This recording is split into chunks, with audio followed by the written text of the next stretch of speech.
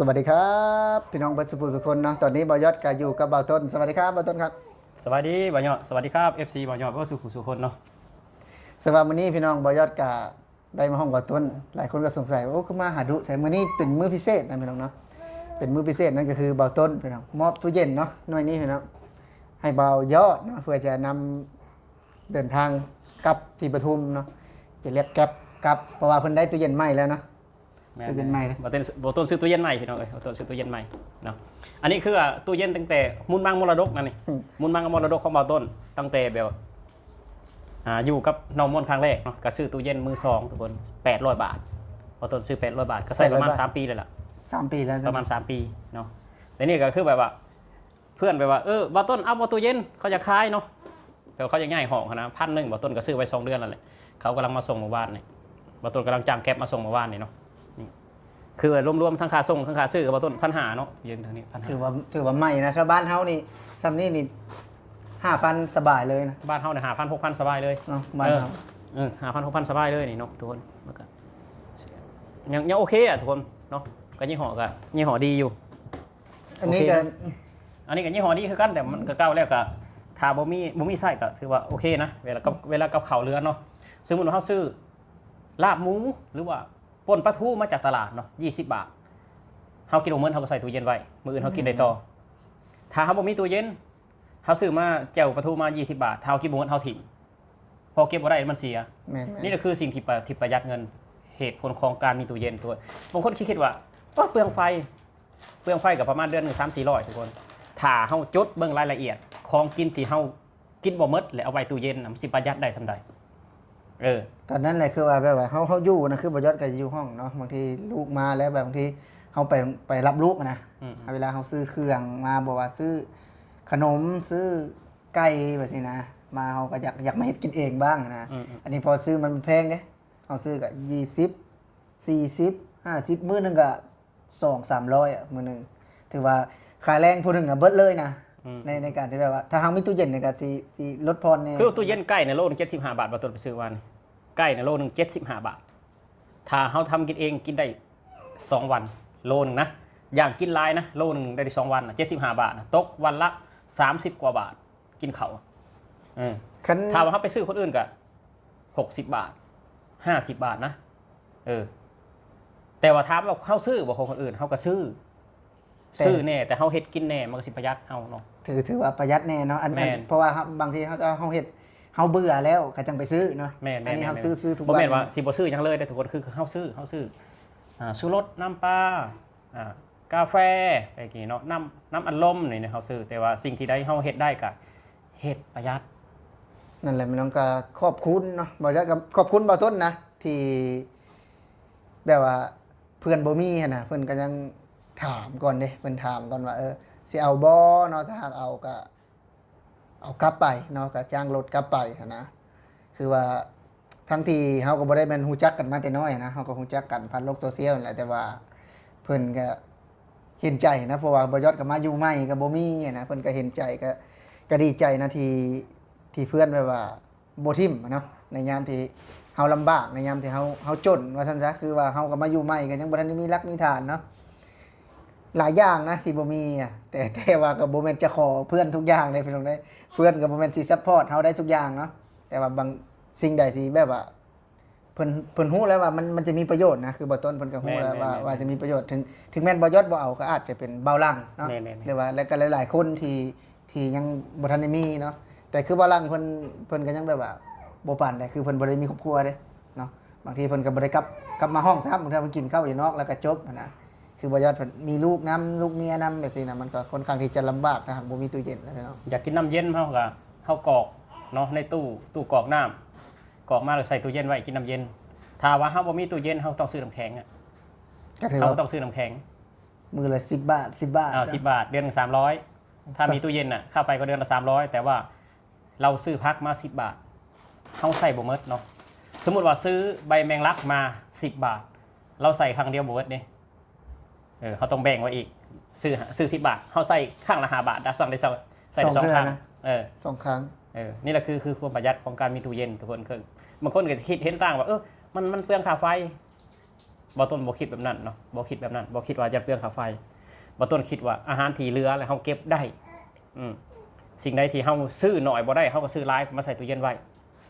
อืมสมมุติว่าเฮาซื้อปลานิลเนาะตัวหนึงเฮาซื้อ20 บาทบ่ได้ปลานิลเฮาต้องซื้อ1ตัว1ตัวมากินตัวเดียวกินมื้อเดียวบ่หมดป่านนี้กินสมมุติสิกินตอนเช้ากินบ่หมดเฮาก็ต้องใส่ตู้เย็นไว้มื้ออื่นเฮาเฮ็ดกินใหม่ต่อ อืมคือถ้าหากว่าเฮาซื้อเนาะเฮามีตู้เย็นเฮาซื้อมาตัวหนึงเนาะ บางเทื่อตัวใหญ่สมมุติว่าตัวละโลเนาะเฮาก็เฮ็ดได้2เมนูเด้ แม่น เนาะแต่ถ้าหากว่าเฮาบ่มีนี่เฮาก็เฮ็ดทีเดียวเลย แม่น บางเทื่อกินตอนเช้าแล้วก็ตอนเที่ยงก็ต้องได้กินเนาะ คือบ่มีตู้เย็นคือมันบีบบังคับให้เฮากินหมดน่ะ ก็เฮ็ดให้ กินบ่หมดมันก็เสีย เฮ็ดให้กันเปลืองอีก นั่นแหละเหตุผลของการมีตู้เย็นมันก็ดีอีกแบบหนึงทุกคนดีอีกแบบหนึง ก็ลบไปลบมาก็ยังขอบคุณเพิ่นคือเก่าแหละพี่น้องเนาะขอบคุณทางบ่าวต้นนั่นแหละคือบ่าวต้นนี่ก็เป็นคนที่ซาบ่ย้อนฮู้จักมานะก็เป็นคนที่มีน้ำใจบ่แม่นมีน้ำใจเฉพาะแต่บ่ย้อนนะก็มีน้ำใจหลายๆคนเนาะเพื่อนๆเนาะที่เพิ่นเบิ่งเนาะแต่ว่ายามเพิ่นลำบากนี่เฮาก็เบิ่งบ่เนาะถึงว่าเฮาอาจจะบ่ได้ช่วยทางด้านการเงินเนาะแต่ว่าเฮาก็อาจจะช่วยทางด้านอื่นที่แบบว่าเพิ่นมีธุระจำเป็นหรือว่าอยู่บ้านเนาะถ้าหากเขามีอยู่บ้านเขามีธุระนู่นนั่นนี่เนาะเขาก็ซอยในที่เขาซอยได้แหละพี่น้องเนาะแต่ว่าเพื่อนๆก็บ่เคยทิมกันเนาะกระทั่งไอ้แก๊ปเพิ่นก็ซอยหลายอย่างเนาะแต่คือซอยที่ว่าแบบว่าซอยบ่ยอดสุดๆนะก็คือบ่ต้นนะพี่น้องเนาะตั้งแต่มาที่เพิ่นคอยซัพพอร์ตเนาะแล้วก็ดูแลอย่างมื้อนี้ก็ดีใจก็ได้ตู้เย็นเนาะเป็นตู้เย็น ก็ใช่ได้ เข้าห้องเลยเนาะเข้าห้องอย่างเขาทางออกคือไปไหมทรัพย์สินมูลมรดกบ่เลย มูลมังมรดกของบ่ต้นได้ ทรัพย์สินของบ่ต้นมูลมังมรดกที่เก่าแก่ของบ่ต้นที่มาอยู่กับน้องมนต์นะห้องนี้นะคือบ่ต้นก็ซื้อ800 บาทนั่นแหละก็ใส่ได้หลายเด้ประหยัดเงินประหยัดทองได้หลายเด้แล้วก็แช่นมแช่หยังไว้ให้ลูกเนาะอันนี้คือแช่นมไว้ให้ลูกกินมีลูกแล้วก็แช่น้ำเย็นให้เมียกินหลายๆอย่างทุกคนก็กับข้าวมันยังฝากมาแต่บ้านสมมุติพอเฒ่าไม่เฒ่าฝากมาแต่บ้านเฮาก็ใส่ตู้เย็นไว้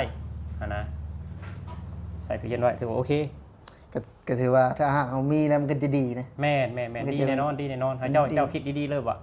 สมมุติว่าสำหรับคนที่บ่เลือกกินนะสมมุติเฮาซื้อไก่ย่างมาเนี่ยไก่ย่างมา40 บาทเฮาคิดว่ามื้อเฮาใส่ตู้เย็นไว้ตู้เย็นคันเขาใส่ตู้เย็นนี่บางเรื่องก็อาจจะกุ้มไปหลายมื้อไปเลย แม่น เนาะคือไก่ย่างสมมติว่า มันเย็นเขาก็ออกมาอุ่นได้ แม่น แต่ ถ้าเฮาอยากยามใดเฮาก็ออกมากินสำหรับคนที่บ่เลือกพอกินนะสำหรับคนที่แบบว่าอยากมาหาเงินจริงๆอยากประหยัดเงินอยากสร้างอนาคตจริงๆบางคนก็คิดว่าของเก่ากินบ่ได้อีกบางคนแต่สำหรับบ่ต้นนี่คือกินได้ขอแค่มันมีทุกคนเนาะขอแค่มันมีบ่ได้แบบกินแบบของเก่าหรือของใหม่ก็อิ่มคือกันเฮามาหาเงินเฮาต้องประหยัดเนาะทุกคนเฮาบ่ได้แบบรวยเงินถุงเงินทางเงินดำเงินเดือนเฮาก็ไปบ่แม่นว่าสิลดหลายไม่มากเนาะเงินเดือนกับพอคุ้มอยู่คุ้มกินนี่แหละเพราะว่าเฮาประหยัดเนี่ยทุกคนเฮาอยากเก็บเฮาอยากสร้างอนาคตเนาะคือว่าเฮามาประเทศไทยเฮาก็อยากมาสร้างอนาคตนะบ่แม่นเฮาสิมาเที่ยวมากินนะเนาะมาสร้างอนาคตมาเก็บเงินเก็บทองมาเฮ็ดให้ชีวิตดีขึ้นว่าง่ายซะเพราะฉะนั้นเลยสิ่งใดที่ประหยัดได้ก็ประหยัดคือตอนนี้บ่ต้นก็บ่ได้ซื้อแล้วน้ำบ่ต้นก็มีแต่กดเอากดในตู้ คนในตู้แล้วก็มาแช่ ไม่ได้ใส่ตู้เย็น คือบ่ได้หาเองนะ คือว่า5 บาทน่ะกิน3 มื้อ4 มื้อพุ่นเด้3 วัน 4 วันพุ่นเด้5 บาทนี่ก็มัน4-5 ขวดพุ่นเด้ บ่ได้กินน้ำแบบว่าในเซเว่นเนาะ บ่ กิน มื้อก่อนน่ะกินอยู่มื้อก่อนน่ะเดี๋ยวนี้บ่กินแล้วถ้ากินน้ำ แต่ก่อนก็คือซื้อ3 แพ็คร้อยแต่ก่อนน่ะ 3,100นะ แม่นแต่ตอนนี้ก็คือว่าเอาขวดมาแล้วก็เอาขวดไปกรอกเอามา คือบ่ ใส่ ได้ ตู้กิน ทางอันนี้นะทางใหญ่เลย ซื้อทางใหญ่3ทางแล้วก็ไอ้เป็นตุ๊กกับกอกคือกัน ถามว่าน้ำกรอกน้ำอยู่ในอ่านตู้หยอดเหรียญดีบ่สำหรับบ่ต้นดีได้แต่ก่อนบ่ต้นไปให้ไปนานบ่ได้มีน้ำดื่มกินเลยเนาะตอนบ่ต้นอยู่บ้านคือบ่ได้กินน้ำดื่มเลยอ่ะ ไอ้น้ำตู้จะเหรียญนี่ก็น้ำดื่มอะไรเนาะจ้ะ ก็น้ำดื่มและน้ำประปาเลยเพิ่นเอามาต้มด้วยแสงอุลตราไวโอเลตกองข้างแหน่มันมีกอง แล้วก็เป็นน้ำดื่มเนาะ เป็นน้ำดื่มคือต้มด้วยบ่แม่นต้มด้วยถ่านเข้าใจบ่ต้มด้วยแสงอุลตราไวโอเลตแล้วก็กองก็มีที่กองของมันนะใหญ่ๆชนิดพี่กองของมันนะอ๋อให้มันซึมเข้าไปให้มันนะคือบ่มีตะกอนว่าง่ายซะ คืออยู่บ้านเฮามันเฮากินนะเห็นบ่กระตุกมันเปื้อนเฮายังกินเนาะ บ่ต้นคิดว่าน้ำดื่มอยู่คายอยู่ลาวหั่นนะ คายที่บ้านเบายมบ่ยอดนะบ่ต้นบ่สะอาดซ้ำนี่ซ้ำบ่สะอาดซ้ำน้ำกอกนี่ซ้ำ มันเถื่อกี่ขี้ฝุ่นเต็มอยู่นะ มันอยู่ที่ความใส่ใจว่าเครื่องกรองนี่ล่างบ่อาทิตย์หนึ่งล่างแค่เทื่อหรือเดือนหนึ่งล่างแค่เทื่ออันนี้คือว่าล่างตลอดบ่ล่างมันบ่ได้อะถือว่าโอเคนะสังเกตเห็นบ่เฮาอยู่ประเทศไทยนี่เฮาสังเกตตัวเองบ่เฮาท้องเสียบ่เฮาบ่ได้ท้องเสียดินานๆท้องเสียเทื่อหนึงเด้เพราะว่าหยังน้ำสะอาด อืม ก็คืออยู่บ้านเฮาเนี่ยไปไห้ไปนากินน้ำหวยน้ำน้องท้องเสียตลอด ส่วนหลายก็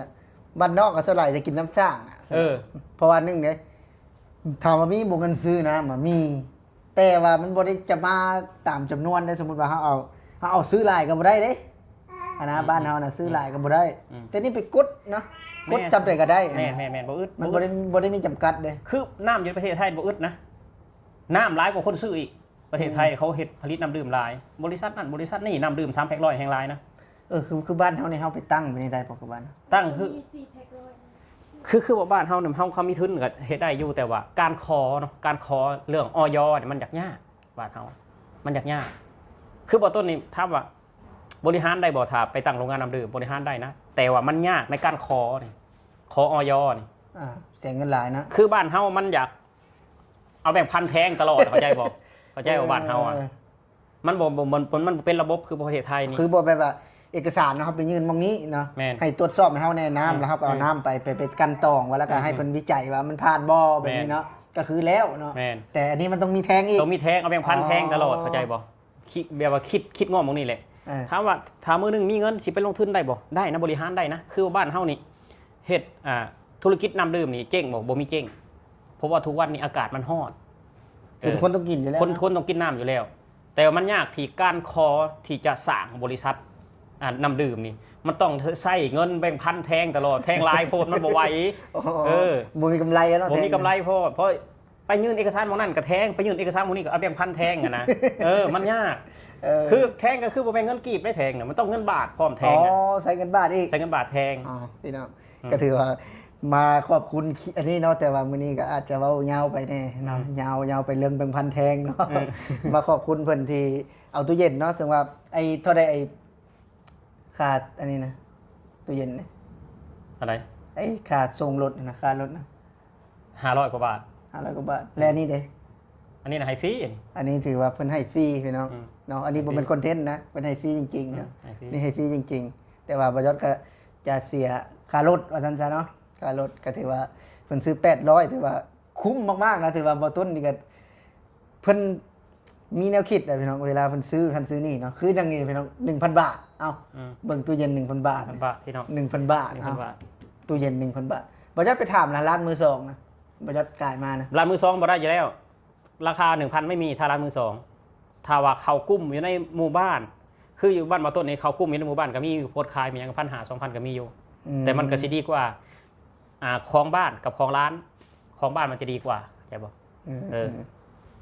อ้าวสำหรับคลิปนี้ก็ขอบคุณทางบต้นอีกเทื่อหนึ่งเนาะขอบคุณทางบต้นแล้วก็ขอบคุณพี่ๆเพื่อนๆทุกคนเนาะที่เข้ามาติดตามและรับชมเนาะสำหรับผู้ใดเข้ามาแล้วก็อย่าลืมฝากกดแชร์กดไลค์กดติดตามเนาะให้เบายอดแรงงานลาวชาแนลและเบาต้นชาแนลเนาะพี่น้องเนาะสำหรับคลิปนี้เบาต้นกับเบายอดสีขอลาพี่และน้องไปก่อนสวัสดีครับ สวัสดีครับ ทุกคนเนาะ ผม